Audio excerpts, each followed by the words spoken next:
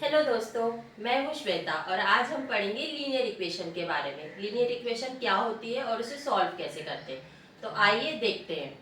सबसे पहले मैं यहाँ पर एक इक्वेशन लिखूंगी। ओके, ये एक इक्वेशन है। अब इसमें हम समझेंगे कि लीनियर इक्वेशन कैसे हम पता लगाएंगे कि ये लीनियर इक्वेशन है। सबसे पहले हमें दो बातें ध्यान रखनी पड़ेगी। इक्वेशन वो होती है जिसमें इक्वल्स टू का साइन होता है और इक्वल्स टू के लेफ्ट हैंड साइड कुछ लिखा होता है और राइट हैंड साइड लिखा होता है। तो वैसे यहाँ पर है, ये है इक्वल्स टू और इसके लेफ्ट हैंड साइड पे कुछ लिखा हुआ है और राइट हैंड साइड पे कुछ लिखा हुआ है। इससे ये तो समझ में आ रहा है कि ये इक्वेशन है। अब ये लीनियर इक्वेशन है, ये कैसे पता करेंगे? तो किसी भी इक्वेशन में वेरिएबल होता है, अर्थमेटिक एक्सप्रेशन होता है और कांस्टेंट होता है। तो यहाँ पर तीन चीजें होती हैं। पहला वेरिएबल, दूसरा कांस्टेंट और तीसरा अर्थमेटिकल एक्सप्रेशन। इस इक्वेशन में वेरिएबल है x। ओके, और कोई वेरिएबल दिख रहा है? कोई वेरिएबल नहीं है, सिर्फ x है। और कांस्टेंट क्या है? 2 है, 3 है और 11 है। 11 2 एंड 3 ये है कांस्टेंट। और अर्थमेटिकल एक्सप्रेशन यहाँ पर क्या है? प्लस है और इक्वल्स टू है। ठीक है, तो ये हो गई इक्वेशन। अब हम यहाँ पर देखेंगे x वेरिएबल, देखेंगे किसी भी वेरिएबल की पावर क्या है। किसी भी इक्वेशन में वेरिएबल की पावर कितनी है ये हम देखेंगे।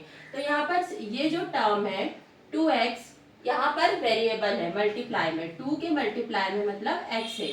3 के साथ वेरिएबल नहीं है, 11 के साथ वेरिएबल नहीं है। ओके, तो यहाँ पर 2x लिखा है, इसका मतलब ये जो x है इसकी पावर कितनी है?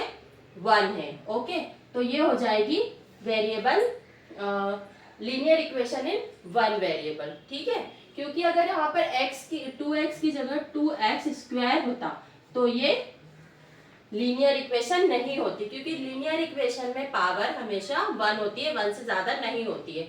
अगर 2 होगी, 3 होगी, 4 होगी तो उसको हम लीनियर इक्वेशन नहीं बोलेंगे। समझ में आया? तो अब इससे हम एक क्वेश्चन सॉल्व करेंगे। तो चलिए देखते हैं। अब हम लीनियर इक्वेशन का एक क्वेश्चन सॉल्व करते हैं। यहाँ पर क्वेश्चन लिखा है 3x + 5 = 20। तो ये लीनियर इक्वेशन है, ये तो हमें पता है क्योंकि 3 की पावर 3x जो टर्म है उसमें x की पावर 1 है। पूरी इक्वेशन में x की पावर 1 है, इसलिए ये है लीनियर इक्वेशन।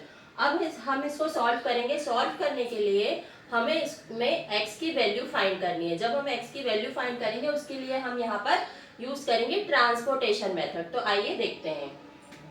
यहाँ पर 3x है, इसके साथ x नहीं है, इसके साथ x नहीं है।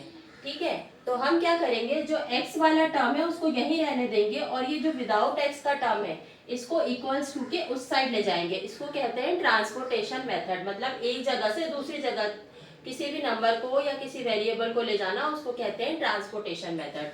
लेकिन एक बात होती है, जब हम इक्वल्स टू के दूसरे साइड किसी भी नंबर को, किसी वेरिएबल को ले जाते हैं तो उसकी साइन हमेशा चेंज हो जाती है, ऑपोजिट हो जाती है।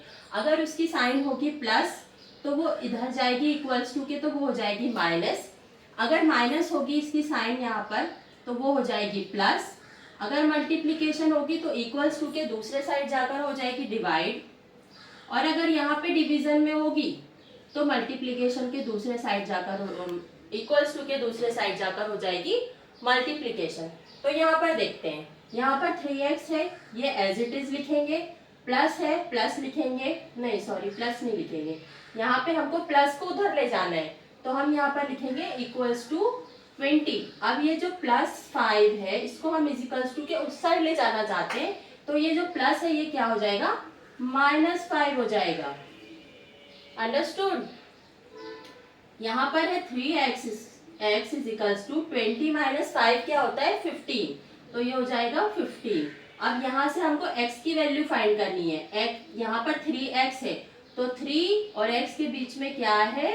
मल्टीप्लीकेशन है। तो जब मल्टीप्लीकेशन इजिकल्स टू के उस साइड जाएगा तो यहाँ से देख सकते हो क्या हो जाएगा? डिवीजन में चला जाएगा। तो यहाँ हो जाएगा x = 15/3। ठीक है, अब यहाँ पर हो जाएगा 3 × 1 = 3 और 3 × 5 = 15। तो x की वैल्यू क्या आ जाएगी? 5। ये हमें फाइंड करनी थी, ये हमारा आंसर हो गया। समझ में आया? यहाँ पर मैंने जो ये साइंस समझाया इसके लिए मैंने एक अलग से शॉर्ट वीडियो बनाई है। अगर आप वो देखना चाहते हैं तो मेरे चैनल पर वो आपको मिल जाएगी। अगर आपको ये क्वेश्चन समझ में आया हो तो मेरा चैनल लाइक करें, शेयर करें और सब्सक्राइब करें। और अगर इसमें आपको कोई डाउट हो तो आप कमेंट बॉक्स में प्लीज़ लिखिए, मैं आपको ज़रूर रिप्लाई करूँगी। मिलते हैं नेक्स्ट क्लास में। Thank you so much.